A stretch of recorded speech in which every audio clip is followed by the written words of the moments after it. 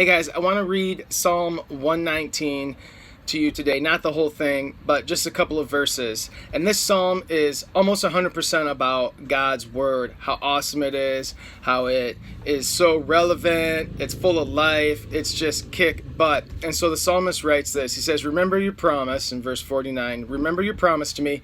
It's my only hope." And verse 50, "Your promise revives me.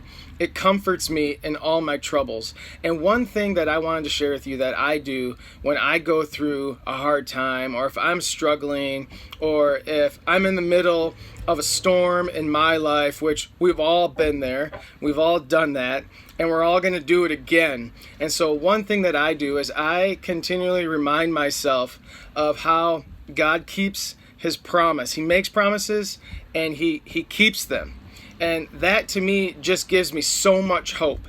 So that's a huge reason why I dig into the Bible, is because, like this psalmist says, your promise, your word, it revives me. It gives me life.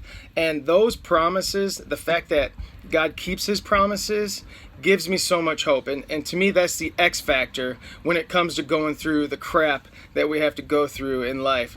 Hope is the X factor. Not hope in myself, not hope in Michigan with 5 turnovers. Don't even get me started, but hope in Jesus, because he's a promise maker and he's promise keeper. So my challenge to you is think through some promises. Look up some promises that are in the Bible. Remind yourself of those promises and hang on to one promise. Write it down.